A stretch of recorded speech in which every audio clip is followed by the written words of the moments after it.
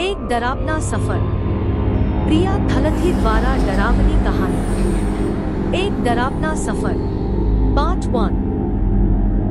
कुछ राज सुलझे हुए होते हैं तो कुछ राज उतने ही उलझे हुए होते हैं, जिसको शायद उलझे हुए ही रहने देने चाहिए, क्योंकि वैसे राज को सुलझाने का कोई फायदा नहीं है। आज की हमारी कहानी भी ऐसी ही खौफनाक और डरावनी है। जिंदगी का सफर तो जब हम समझदार होते हैं तभी से शुरू हो जाता है और फिर जब तक हम नहीं मरते तब तक खत्म नहीं होता। लेकिन कुछ जिंदगी के सफर ऐसे भी होते हैं जो कुछ पाने की इच्छा के साथ शुरू होते हैं और उस इच्छा डॉट के साथ ही खत्म होते हैं। और इच्छा तो अमर है, वो कभी भी खत्म नहीं होती। मानव देह जब तक जीवित है तब तक कुछ ना कुछ पाने की इच्छा मन में होती रहती है। ये बात बहुत साल पहले की है। कुछ अनकही और अनसुनी बातों को लेकर अब भी वहाँ रहस्य छुपे हैं। शहर से करीब 80 किलोमीटर दूर एक गांव है जो बेहद ही खूबसूरत और प्रख्यात है। वहाँ लोग दूर दूर से उसकी खूबसूरती देखने आया करते थे। करीब 20 साल पहले वहाँ मेला लगता था। वहाँ की बाजार तो पूरा दिन लोगों की चहल पहल से भरी हुई हुआ करती थी। बच्चे के खिलखिलाहट से गलियां गूंज उठती थी। त्योहार में तो गांव तो चार चांद लग जाते थे। शहर से कई ज्यादा रोशनी इस गांव में दिखाई देती थी। उसी गांव गायत्री नाम की लड़की रहती थी, जो अभी गांव से दूर शहर में अपने परिवार के साथ रहती है। जब गायत्री छोटी थी तब 20 साल पहले कुछ हादसे की वजह से वो गांव छोड़ के स्तर आ गए। चलिए तो आज मैं आपको गायत्री और उसके परिवार और दोस्तों से मिलवाती हूँ। गायत्री जो अभी 21 साल की है और अब 22 साल की होने वाली है। वो वही शहर की शाह कॉलेज में पढ़ती है। उसकी कॉलेज का अब ये आखिरी वर्ष था। उसके बाद वो सब दोस्त अलग होने वाले थे। गायत्री कॉलेज में बेंच पर बैठकर सोच रही होती है। उतने में राहुल आ जाता है और गायत्री को डराता है। गायत्री डर जाती है, तभी राहुल बोलता है, अरे चिलगाई। गायत्री को कॉलेज में सब प्यार से गायू कहकर पुकारते हैं।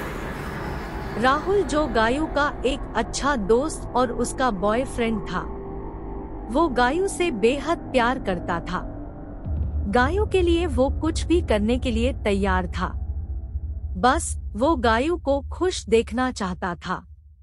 गायू और राहुल दोनों बैठे होते हैं। उतने में उसके सभी दोस्त वहां आ जाते हैं। उसके ग्रुप में वह 5 मेंबर होते हैं: गायू, राहुल, निक्की, जॉन और रिया। सब लोग गायू के आने वाले बर्थडे के लिए उत्सुक थे। गायू का बर्थडे 7 दिन के बाद ही आने वाला था और राहुल उसे सरप्राइज देने वाला था। चैप्टर 2। हमने देखा कि गायू का जन्मदिन आने वाला होता है, तो राहुल गायू को सरप्राइज देने वाला है।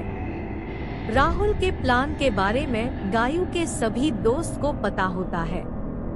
इसलिए राहुल के कहने पर निक्की और रिया गायू से उनके पापा की ट्रिप की मंजूरी लेने के लिए कहते हैं। गायू घर जाकर अपने पापा को जैसे तैसे मना लेती है।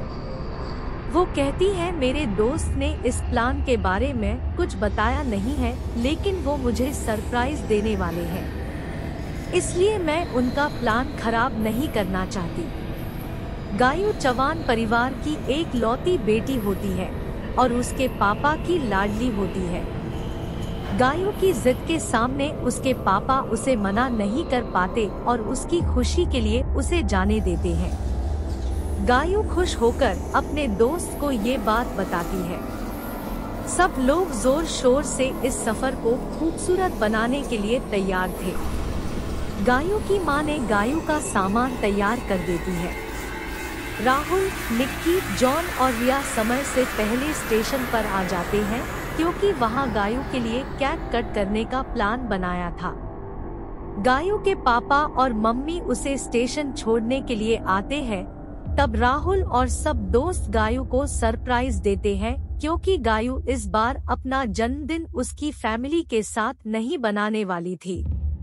सब लोग केक कट करते हैं और फिर ट्रेन में बैठ जाते हैं और यहीं से शुरू होता है एक रोमांचक और डरावना सफर। सब ट्रेन में अपना सामान रख देते हैं और बहुत खुश दिखाई देते हैं। थोड़ी देर बाद सब अंताक्षरी खेलना शुरू करते हैं। सबको बहुत ही मजा आता है। इतने में ही बारिश होने लगती है। अचानक मानो जैसे मौसम ने अपना रंग बदल दिया हो। बिजली और बादल की जोर से आवाज आने लगती है। सब सोचते हैं अब उसके घूमने के प्लान का क्या होगा। गायू थोड़ा परेशान हो जाती है, लेकिन राहुल उसे चिल करने को बोलता है। थोड़ी देर बाद सब ट्रूथ और डेयर खेलने लगते हैं। गायू और राहुल की प्यार की कहानी के बारे में तो सबको पता ही होता है, लेकिन उतने में ही गायू राहुल से सवाल पूछती है कि वो कहाँ जाने वाले हैं। राहुल उसके सवाल का जवाब दे उतने में तो टीसी आ जाता है और टिकट मांगता है।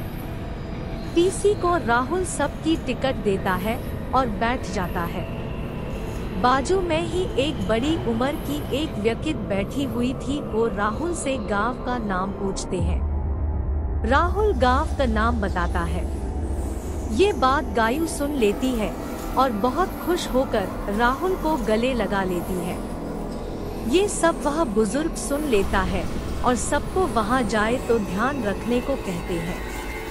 वहाँ पर आए दिन कुछ ना कुछ बनाव बनते हैं। रिया को इस सब बात से डर लगता है, लेकिन कोई उस पर ध्यान नहीं देता। सब गायू की खुशी को देखते हैं और सो जाते हैं।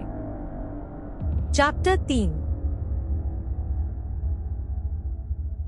सबको बुजुर्ग ने ध्यान रखने को कहा, लेकिन कोई उसकी बात पर ध्यान नहीं देता। सब लोग खूब मजे से सो जाते हैं। रात के करीब 2 बजे ट्रेन स्टेशन पर पहुंच जाती है। सब नींद में जग जाते हैं और अपना सामान लेकर नीचे उतर जाते हैं। ट्रेन 2 मिनट के बाद चली जाती है। चारों ओर मानो जैसे ऐसा सन्नाटा था जैसे कोई इधर रहता ही ना हो। इस शांति में अचानक एक पागल आदमी आ जाता है और रिया को गले लग जाता है और कहता है, क्या तुम मेरी प्रेमिका हो? रिया डर जाती है और जोर से उसे धक्का दे देती है। रिया बहुत डर जाती है और रोने लगती है। निक्की उसे चुप कराती है। उतने में जॉन राहुल को बोलता, राहुल देख, उस आदमी के सर से खून बहने लगा है। अब हम क्या करेंगे? कहीं हम बड़ी मुसीबत में तो नहीं पड़ जाएंगे ना? सब इस बात से डर जाते हैं। एक तो इस गांव में सब अनजान थे और ऊपर से उस आदमी को चोट लग गई। कोई स्टेशन पर भी नहीं था। अचानक बारिश भी होने लगी। राहुल ने पहले से ही रिक्शा वाले को बोल दिया था उसे लेने आने को, लेकिन वो अभी तक आया नहीं था। रात के 3 बजने को आए थे, लेकिन रिक्शा का कोई अता पता नहीं था। हवा की लहरें जोर जोर से आ रही, मानो जैसे कोई आंधी आने वाली हो। रिया को इस सब बात से बहुत डर लगता है और वो बोलती है, ट्रेन में उस बुजुर्ग आदमी ने हमको ध्यान रखने को बोला था, पक्का कुछ तो है इधर। रिया की ये बात सुनकर जॉन और निक्की भी डर जाते हैं, लेकिन गायू और राहुल उस पर ध्यान नहीं देते। सबको नींद आने लगती है तो सब वहाँ स्टेशन पर ही सो जाते हैं। राहुल और जॉन दोनों ही स्टेशन पर सब चीज का ध्यान रखने के लिए जागते हैं। थोड़ी देर दोनों बातें करते हैं, फिर राहुल को नींद आने लगती है तो वो सो जाता है। थोड़ी देर बाद जॉन को भी कब आंख लग जाती है पता नहीं चलता। सब वही सो जाते हैं। सुबह के करीब 7 बजते हैं, तब पुलिस वहां आती है और सबको जगाती है। सब लोग जागते हैं और कल रात जो हुआ उसके बारे में बताते हैं। इतने में जब निक्की पूरी तरह से जागती है तो उसे याद आता है रिया कहाँ है। सब लोग इधर उधर रिया को ढूंढने लग जाते हैं, लेकिन किसी को रिया नहीं मिलती है। सब बहुत चिंतित हो जाते हैं कि अब क्या होगा। रिया इतने में कहाँ चली गई? राहुल जॉन को बोलता है, तू तो पूरी रात जागने वाला था ना? अगर तुझे नींद ही आ रही थी तो मुझे जगा देता, मैं पूरी रात जागता। पुलिस दोनों को लड़ने से मना करती है और कल रात जो हुआ उसको याद करने को कहती है। आपको क्या लगता है रिया इस अनजाने गांव में कहाँ चली गई होगी? रिया तो कुछ हो तो नहीं गया ना? To be continued. Next video coming soon. Thank you for watching. I hope you enjoyed this video. If you like this video then don't forget subscribe to our channel.